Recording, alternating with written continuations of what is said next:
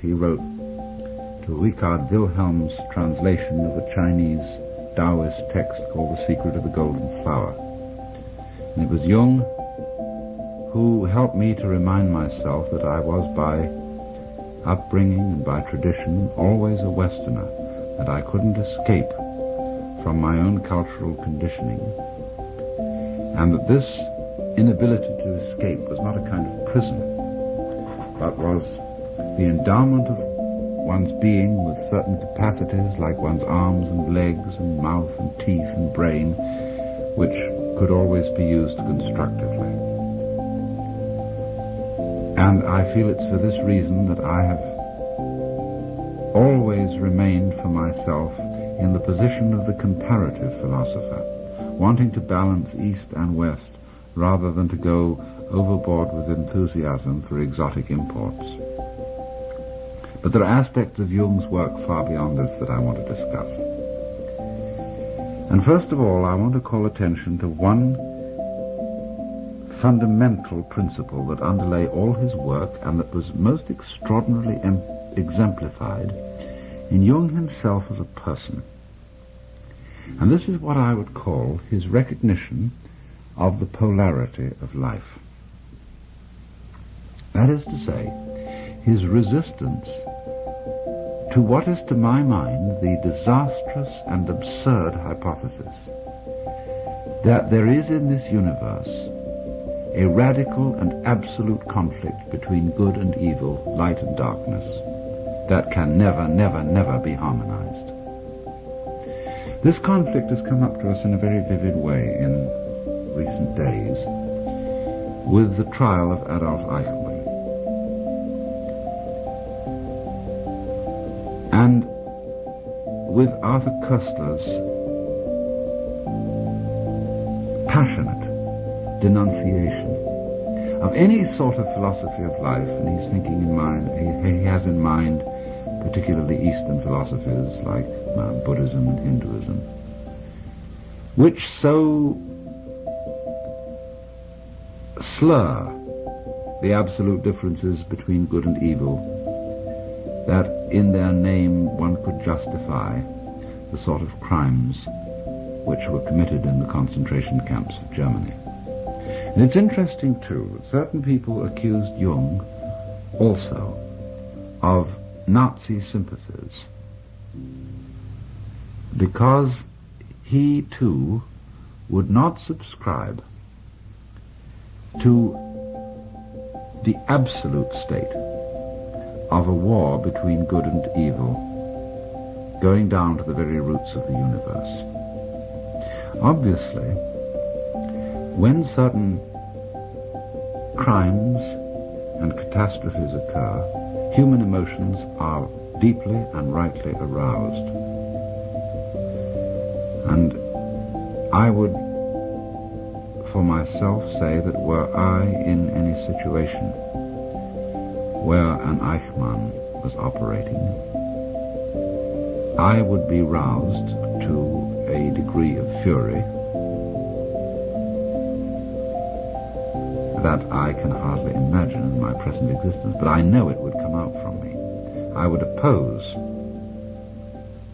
those sorts of villainies with all the energy that I have, and if I was trapped in such a situation, I would fight it to the end.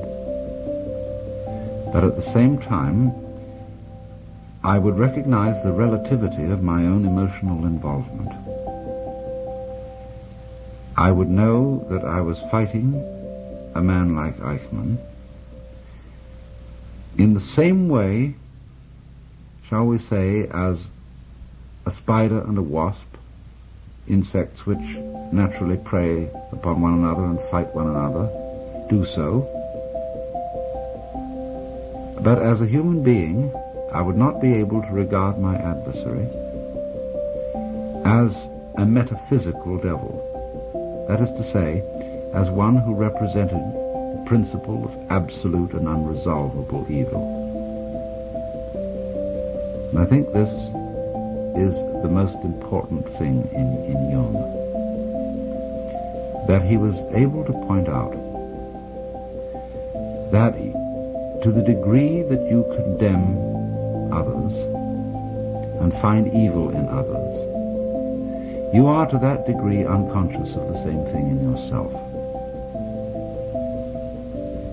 or at least of the potentiality of it. There can be Eichmanns and Hitlers and Himmlers just because there are people who are unconscious of their own dark sides, and they project that darkness outward into, say, Jews or communists or whatever the enemy may be, and say, there is the darkness, it is not in me, and therefore because the darkness is not in me, I am justified in annihilating this enemy, whether it be with atom bombs or gas chambers or whatnot. But to the degree that a person becomes conscious that the evil is as much in himself as in the other, to this same degree he is not likely to project it onto some scapegoat and commit the most criminal acts of violence upon other people. Now this is to me the primary thing that Jung saw, that in order to admit and really accept and understand the evil in oneself, one had to be able to do it without being an enemy to it. As he put it, you had to accept your own dark side. And he had this preeminently in his own character. I had a long talk with him back in 1958,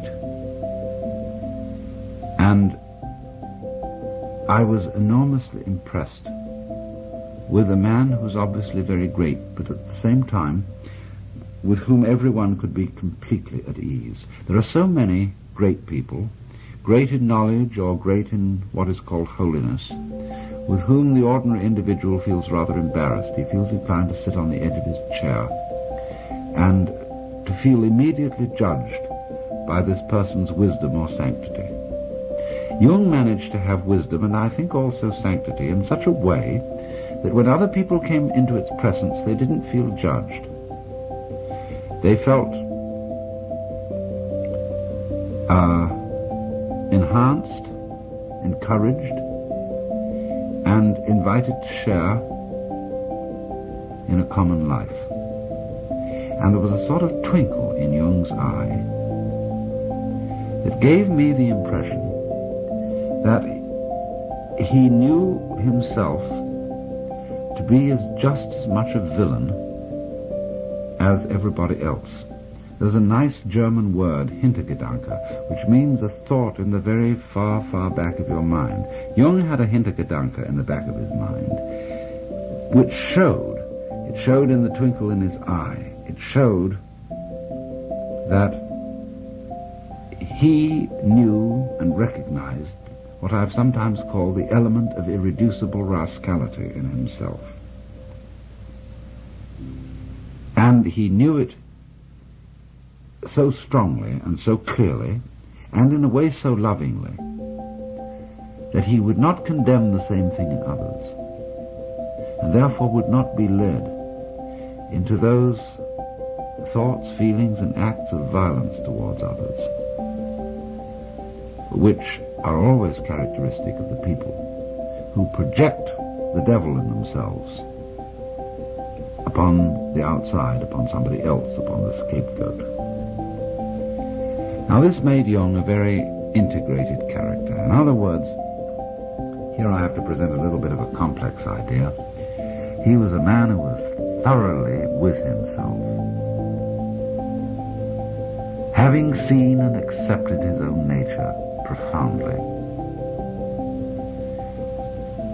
He had a kind of unity and absence of conflict in his own nature, which had to it this additional complication that I find so fascinating. He was the sort of man who could feel anxious and afraid and guilty without being ashamed of feeling this way.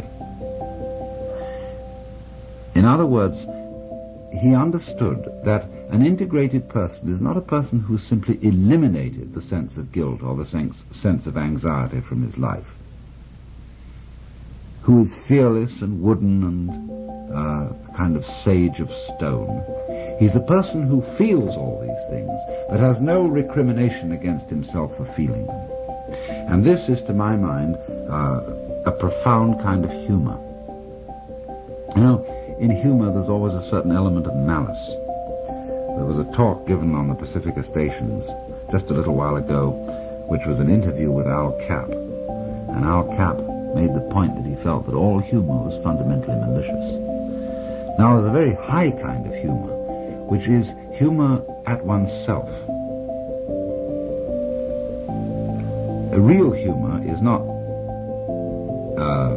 jokes at the expense of others. It's always jokes at the expense of oneself, and of course it has an element of malice in it. It has malice towards oneself, the recognition of the fact that behind the social role that you assume, behind all your pretensions to being either a good citizen or a fine scholar or a great scientist or a leading politician or physician or whatever you happen to be, that behind this facade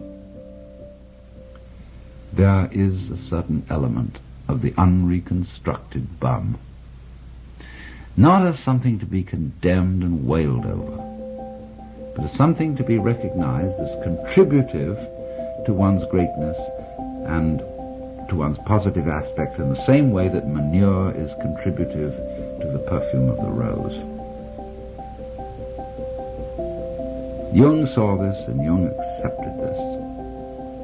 And I want to read a passage from one of his lectures, which I think is one of the greatest things he ever wrote, and which has been a very marvelous thing for me.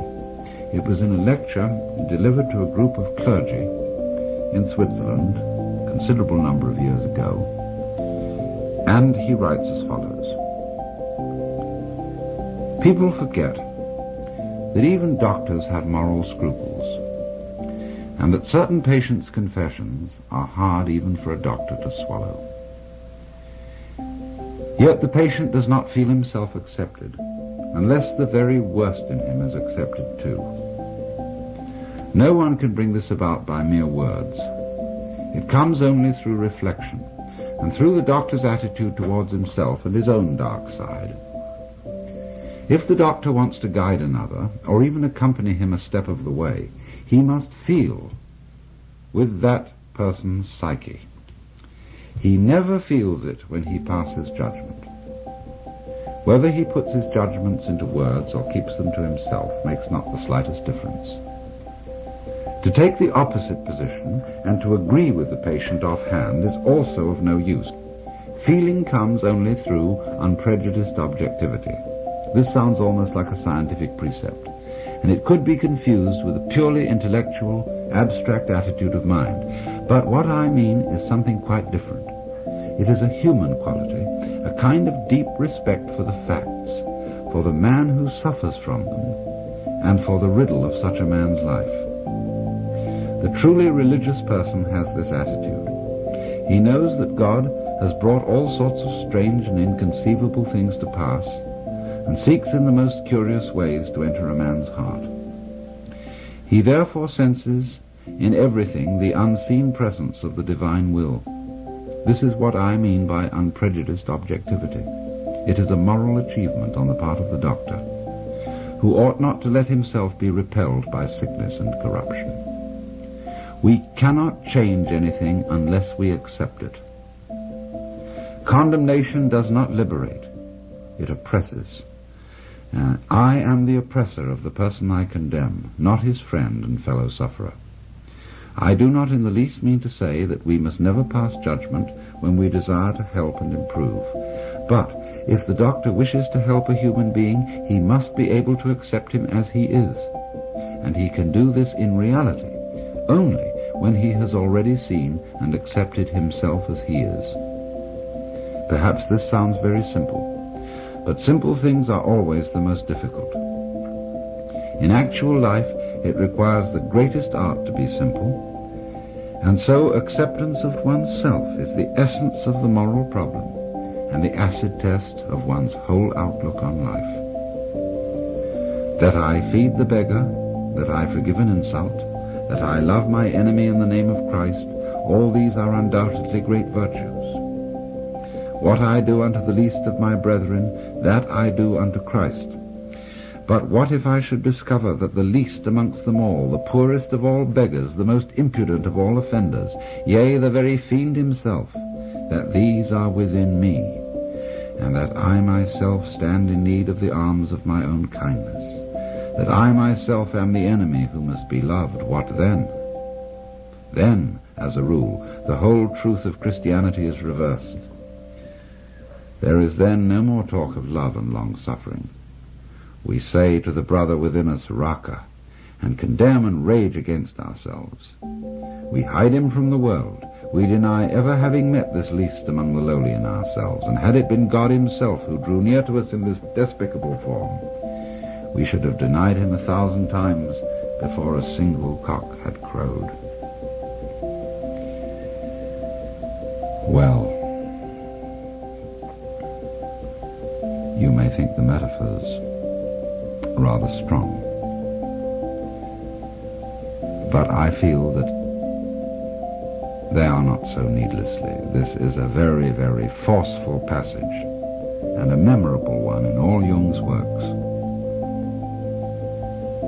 trying to heal this insanity from which our culture in particular has suffered, of thinking that a human being can become hale, healthy, and holy by being divided against himself in inner conflict, paralleling the conception of a cosmic conflict between an absolute good and an absolute evil, which cannot be reduced to any prior and underlying unity. In other words, our rage, and our very proper rage, against evil things which occur in this world, must not overstep itself. For if we require as a justification for our rage a fundamental and metaphysical division between good and evil, we have an insane and in a certain sense schizophrenic universe, of which no sense whatsoever can be made. All conflict, Jung was saying, all opposition has its resolution in an underlying unity. You cannot understand the meaning of to be unless you understand the meaning of not to be. You cannot understand the meaning of good unless you understand the meaning of evil. Even St. Thomas Aquinas saw this, for he said, "The just as it is the silent pause which gives sweetness to the chant, so it is suffering, and so it is evil, which makes possible the recognition of virtue." This is not, as Jung tries to explain, a philosophy of condoning the evil. To take the opposite position, he said, and to agree with the patient offhand is also of no use, but estranges him, the doctor, or estranges him, the patient, as much as condemnation. Let me continue further, reading from this extraordinary passage. Healing may be called, Jung says, a religious problem. In the sphere of social or national relations, the state of suffering may be civil war, and this state is to be cured by the Christian virtue of forgiveness and love of one's enemies. That which we recommend with the conviction of good Christians as applicable to external situations, we must also apply inwardly in the treatment of neurosis. This is why modern man has heard enough about guilt and sin. He is sorely beset by his own bad conscience, and wants rather to know how he is to reconcile himself with his own nature, how he is to love the enemy in his own heart and call the wolf his brother. The modern man does not want to know in what way he can imitate Christ, but in what way he can live his own individual life, however meager and uninteresting it may be. It is because every form of imitation seems to him deadening and sterile that he rebels against the force of tradition that would hold him to well-trodden ways. All such roads for him lead in the wrong direction. He may not know it, but he behaves as if his own individual life were God's special will which must be fulfilled at all costs. This is the source of his egoism, which is one of the most tangible evils of the neurotic state. But the person who tells him he is too egoistic has already lost his confidence, and rightly so, for that person has driven him still further into his neurosis. If I wish to effect a cure for my patients, I am forced to acknowledge the deep significance of their egoism. I should be blind indeed if I did not recognize it as a true will of God. I must even help the patient to prevail in his egoism. If he succeeds in this, he estranges himself from other people. He drives them away, and they come to themselves as they should, for they were seeking to rob him of his sacred egoism. This must be left to him, for it is his strongest and healthiest power. It is, as I have said, a true will of God, which sometimes drives him into complete isolation. However wretched this state may be, it also stands him in good stead, for in this way alone can he get to know himself and learn what an invaluable treasure is the love of his fellow beings. It is, moreover, only in the state of complete abandonment and loneliness that we experience the helpful powers of our own natures. End of quote. This is a very striking example of Jung's power to comprehend and integrate points of view as well as psychological attitudes that seem on the surface to be completely antithetical. For example, even in his own work, when he was devoting himself to the study of Eastern philosophy, he had some difficulty in comprehending the, let's say, the Buddhistic denial of the reality of the ego. But you can see that in practice, in what he was actually trying to get at, he was moving towards the same position that is intended in both the Hindu and the Buddhist philosophy about the nature of the ego. Just, for example, as the Hindu will say, that the I principle in man is not really a separate ego, but an expression of the universal life of Brahman, or the Godhead.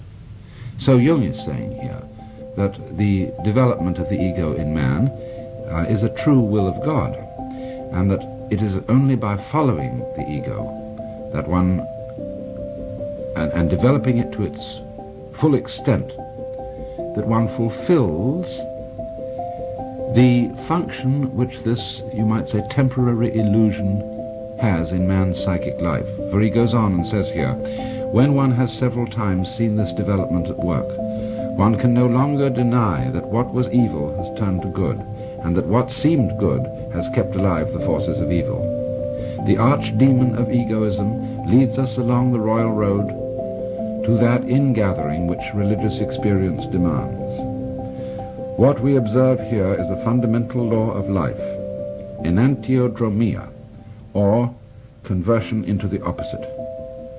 And it is this that makes possible the reunion of the warring halves of the personality, and thereby brings the civil war to an end. End of quote. In other words, he was seeing that, as Blake said, a fool who persists in his folly will become wise, that the development of egoism in man is not something to be overcome or better integrated by opposition to it, but by following it. It's almost, isn't it, the principle of judo, not overcoming what appears to be a hostile force by opposing it, but by swinging with the punch or rolling with the punch. And so by following the ego transcends itself. And in this moment of insight, the great Westerner, who comes out of a whole tradition of human personality which centers it upon the ego, upon individual separateness, by going along consistently with this principle, comes to the same position as the Easterner. That is to say, to the point of view where one sees conflict, which at first sight had seemed absolute, as resting upon a primordial unity, and thereby attaining a profound, unshakable peace of the heart, which can nevertheless contain conflict, not a peace that is simply static and lifeless, but a peace that passes understanding. You've been listening to Alan Watts with a talk.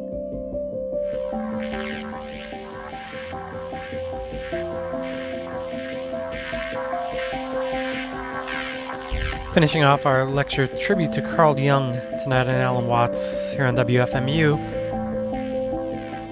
And we'll be right back in a second with part 2. Tonight's program is Seeing Through the Game, taking us until 7 o'clock, and Joe Frank at that time.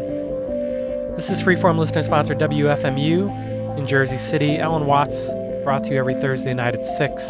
And you can write to us for more information, P.O. Box 2011, Jersey City, New Jersey 07303. Stay tuned.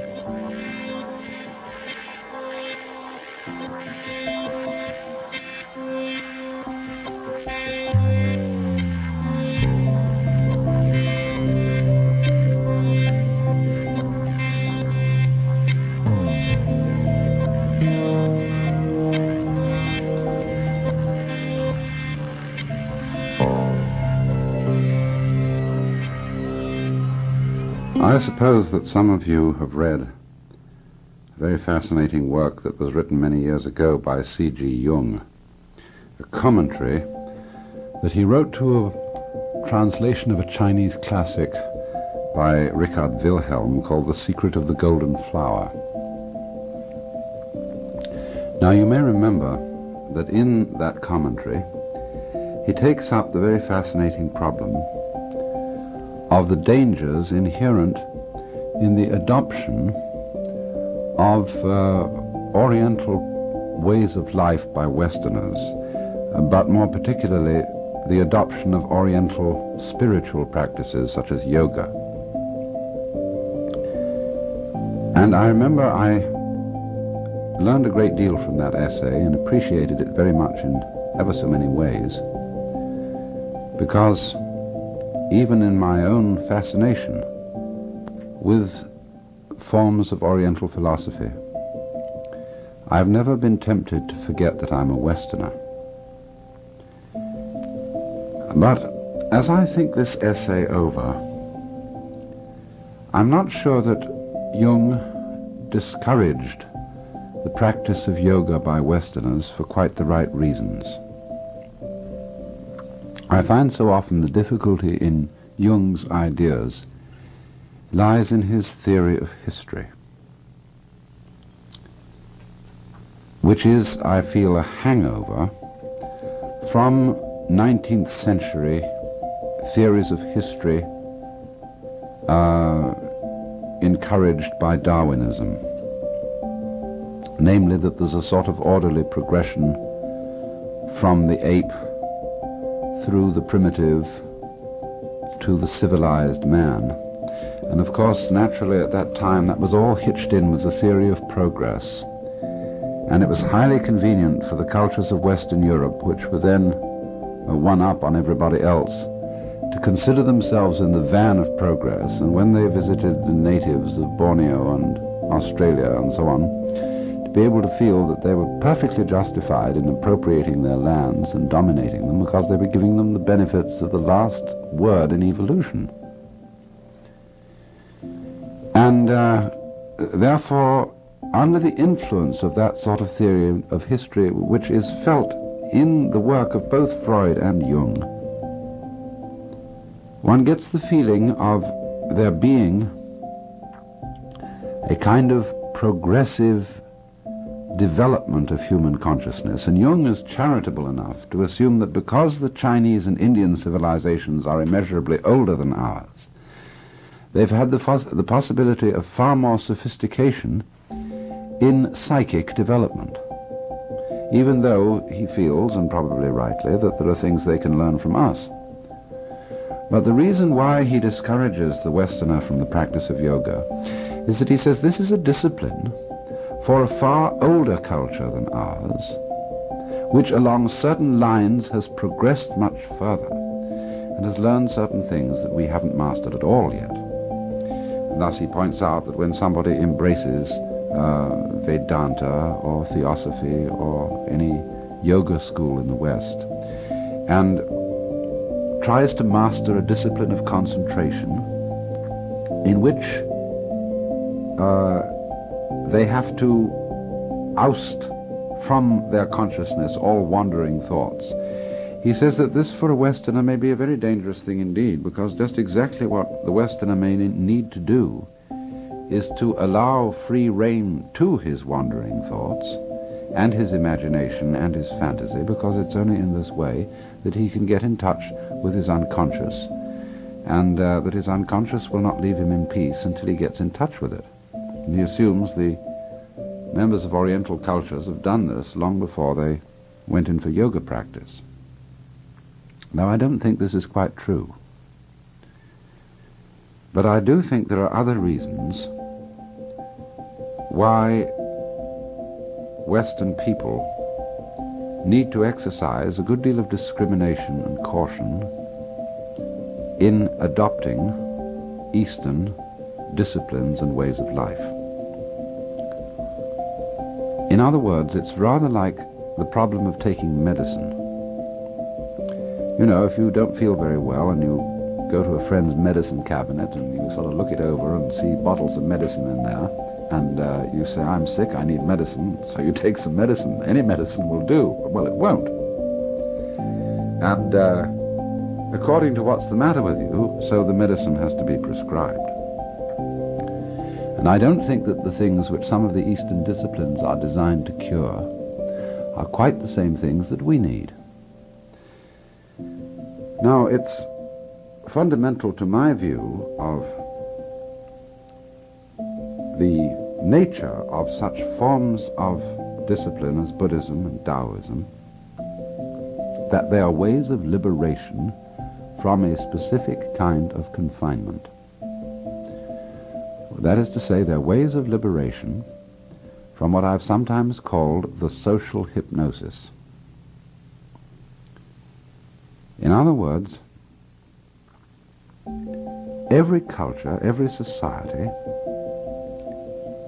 as a group of people in communication with each other, has certain rules of communication. And from culture to culture, these rules differ in just the same way that languages differ. And a culture can hold together on very, very different kinds of rules. I won't say any kinds of rules, but very different kinds of rules, always provided that the members agree about them, whether they're forced to agree, whether they agree tacitly, or whatever the reason may be. And these rules are, in a way, very much like the rules of a game. In other words, take a game like chess. You can have the kind of chess we play with an 8-square board, or you can have a kind of chess that the Japanese play with a 9-square board. It doesn't make any difference so long as you both play on the same board and by the same rules. But since this is chess is a game, and in the same way the development of human cultures is also in a way a game, that is to say, it's the elaboration of a form of life. And the fun of it, in a way, is the fun of elaborating it in just some interesting form. That's the same as the fun of a game. The fun of a game is it has a certain interest. But it doesn't follow that the rules of the game correspond to the actual structure of human nature or to the laws of the universe. But because in every culture it's necessary to impress upon especially its younger members that these rules jolly well have to be kept, they are usually in some way or other connected with the laws of the universe and given some sort of divine sanction. And there are indeed cultures in which the senior members of the group realize that that's a hoax, that that's as if it's made up and is done to terrify the young, and when they become senior members of the culture themselves, they see through the thing, but they don't let on, they keep it quiet. They don't let out to those who are supposed to be impressed that this was really a hoax to get them to behave. Well, anyway, after a great deal of careful study, I've come to the conclusion that the function of these ways of liberation is basically to make it possible for those who have the determination, and we'll see why in a while, to make it possible for those who have the determination to be free from the social hypnosis. In other words, if you were a member of the culture of India, at almost any time between maybe 900 BC and 1800 AD, it would be for you a matter of common sense about which everybody agreed that you were under the control of a process called karma. Not exactly a law of cause and effect, but a process of cosmic justice, whereby every fortune that occurred to you would be the result of some action in the past that was good, and every misfortune that occurred to you would be the result of some action in the past that was evil. And furthermore, that this action in the past might not have been done in this present life, but in a former life. It was simply axiomatic to those people that they were involved in a long, long process of reincarnation, reaping the rewards and punishments. And there was not only the possibility of being reincarnated again in the human form, but if you were exceedingly good, you might be born in one of the heavens, the paradises, and if you were exceedingly bad, you might be born for an insufferable period of years, not forever, in a purgatory. And the purgatories of the Hindus and Buddhists are just as ingeniously horrible as those of the Christians. Well, of course, everybody knows, I mean, anybody seems to be having a sense that all this imagination of post-mortem courts of justice is a way of telling people, well, if the secular police don't catch you, the celestial police will catch you, and therefore you had better behave. And it's an ingenious device for encouraging ethical conduct. Now, but remember that for a person brought up in that climate of feeling where everybody believes this to be true, it seems a matter of sheer common sense that it's so. And it's very difficult for a person so brought up not to believe that that is the state of affairs. Take an equivalent situation in our own culture. It's still enormously difficult for most people to believe that space may not be Newtonian space, that is to say, a three-dimensional continuum which extends indefinitely forever. The idea of a four-dimensional curved space seems absolutely fantastic and can't even be conceived by people unversed in the mathematics of modern physics. Or again, as I've often pointed out, it's very difficult for us to believe that the forms of nature are not made of some stuff called matter. That's a very unnecessary idea from a strictly scientific point of view, but it's awfully difficult for us to believe it. To believe, in other words, that there isn't this underlying stuff. And not so long ago, it was practically impossible for people to conceive that the planets did not revolve about the Earth encased in crystalline spheres. And it took a very considerable shaking of the imagination when astronomers began to point out that this need not necessarily be so. All right, so now let's go back to the problem of somebody living in the culture of ancient India. Here it is, as a matter of common sense, you see, that he is going to be reborn. Now, there's some, perhaps, exceedingly intelligent person who, for one reason or another, discovers that this idea is not so. After all, when you get such disciplines as Vedanta and Buddhism, they say that the ultimate goal of the discipline is release from the rounds of rebirth, and incidentally also, which is fundamental to it, release from the illusion that you are a separate individual confined to this body. But so far as both of these things are concerned, they also say that the person who is liberated from the round of rebirth, as well as from the illusion of being an ego, sees, when he is liberated, that the process of rebirth and the whole cosmology of reincarnation and karma, as well as the individual ego, are in a way illusions. That is to say, he sees that they are maya, and I would like to translate maya at this moment, not so much illusion, as a playful construct, a social institution.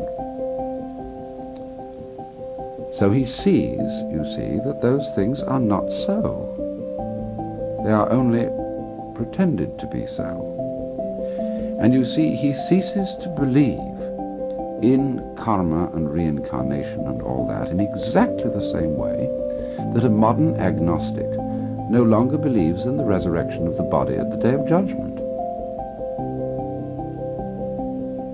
I know this to be so because although you will get very many Hindus and Buddhists who say that they believe in reincarnation and come over here and teach it as part of the doctrine of Vedanta or Buddhism, the most sophisticated and the most profound, I'll say perhaps profound rather than sophisticated, Buddhists that I have known have said that they don't believe in it literally at all. And so I could say that those who do believe in it simply because it's part of their culture and they've not yet been able to be liberated from it. And so it seems to me very funny indeed when Western people who become interested in Vedanta or Buddhism, that is to say, in forms of discipline to liberate Hindus and Chinese people from certain social institutions, Western people adopt it and then also adopt the ideas of reincarnation and karma from which these systems were designed to liberate them. Of course, they adopt them because they feel it's consoling that one will go on living, and that wasn't the point at all.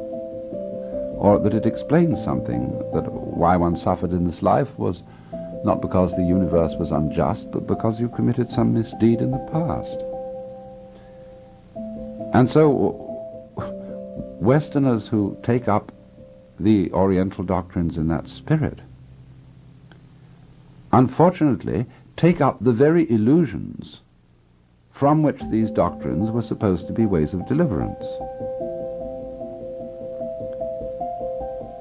Now, that may be difficult to see just because so many practicing Hindus and Buddhists say they believe in reincarnation and this whole process of the cycles of karma and so on. And they, after all, are practicing it, and they should know. Well, now look here, there's a certain good reason why they shouldn't. Of course, I'm making an exception of the Indian or Chinese who's been educated in Western style. And he ceases to believe, maybe, in the cosmologies of his own culture, but he's not liberated in the Buddhist sense, because in receiving a Western education he's become a victim of our social institutions instead, and he's just exchanged, as it were, one trouble for another. But when you take the situation as it stands, or as it did stand in India, isolated from Western culture, obviously no society can tolerate within its own borders the existence of a way of liberation, a way of seeing through its institutions, without feeling that such a way constitutes a threat to law and order. Anybody who sees through the institutions of society and sees them for, as it were, creative fictions, in the same way as a novel or a work of art is a creative fiction, anybody who sees that, of course, could be regarded by the society as a potential menace. But then you may ask, well, if Buddhism and Vedanta and so on were indeed ways of liberation, how could Indian or Chinese society or Burmese society have tolerated their presence? Well, the answer lies simply in the much misunderstood esotericism of these disciplines. In other words, that those who taught them, the masters of these disciplines, made it incredibly difficult for uninitiated people to get in on the inside. And their method of initiating them, in a way, was to put them through trap after trap after trap to see if they could find their way through. In other words, such a master would not dream of beginning by disabusing the neophyte and saying, well, you know, all these things you heard from your father and mother and teachers and so on were fairy tales. Oh, no, indeed. He would do what is called in Buddhism, exercise the use of upaya. It's a Sanskrit word meaning skillful devices or skillful means, sometimes described as giving a child a yellow leaf to stop it crying for gold. After all, when you approach one of these ways of liberation from the outside, it looks like something very, very fantastic. Here you are literally going to be released from a literally true and physical cycle of endless incarnations in heavens and hells and all kinds of states. And therefore, naturally, to do that, what an undertaking that must be. What a wonderful, extraordinary person you've got to become. And so the neophyte is ready for almost anything. And the teacher, because the fundamental problem in this whole thing is for him to get rid of the illusion you see, that he's a separate ego. If there's no separate ego or sort of soul, then there's nothing to be reincarnated.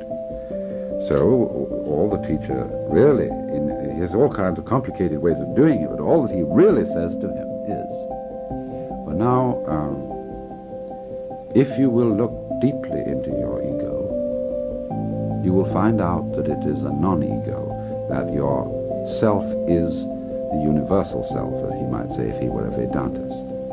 Or if he were a Buddhist, he might say, if you look for your ego, you won't find it. So look for it, and see, and really go into it. And so he gets the man meditating, and trying by his ego to get rid of his ego. Well, that is a beautiful trap. It can last forever, until one sees through it. In other words, this is like trying to,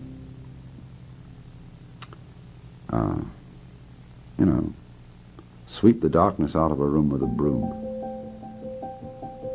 Or it's like, it's worse than that. Zhuangzi rather, had a nice figure for it.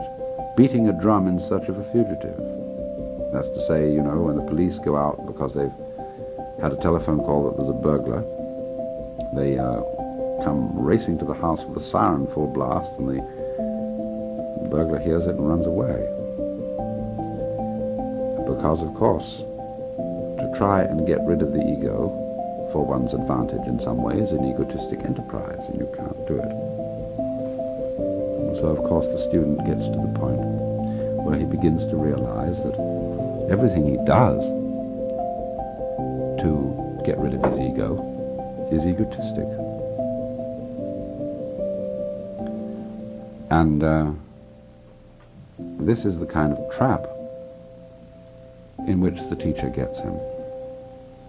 Until, of course, he comes to the point of seeing that his supposed division from himself into, say, I and me, the controlling part of me and the controlled part of me, the knower and the known and all that, is phony.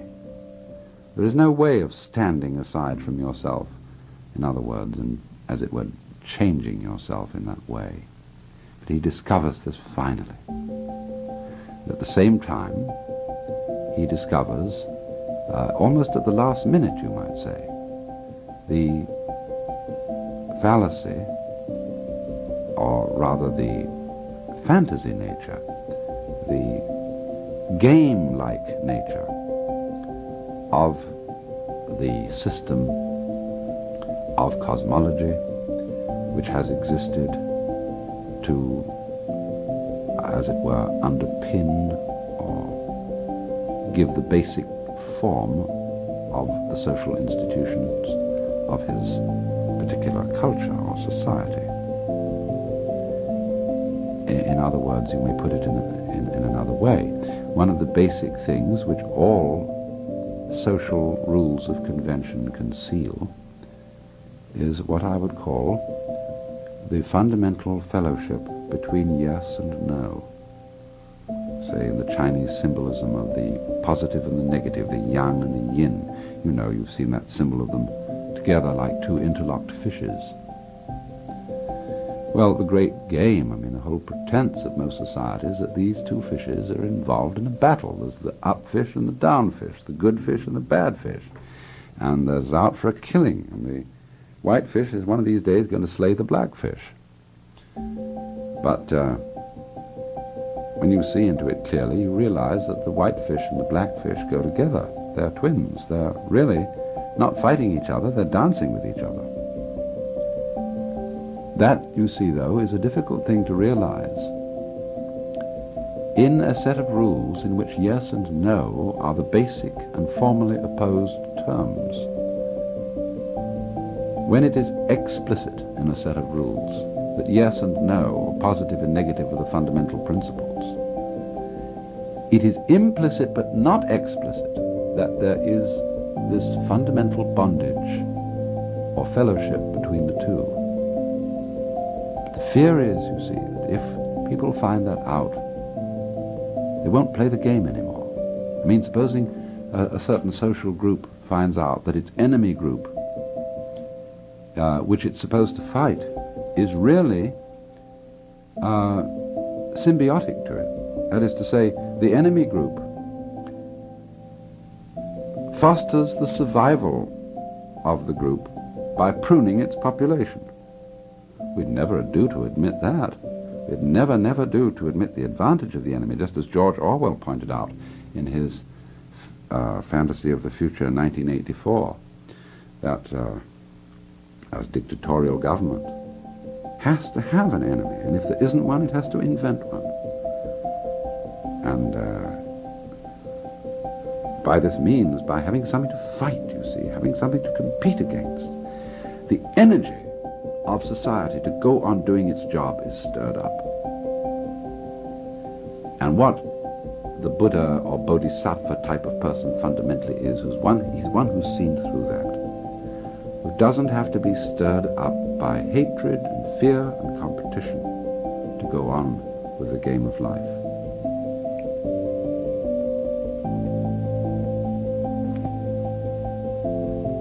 You've been listening.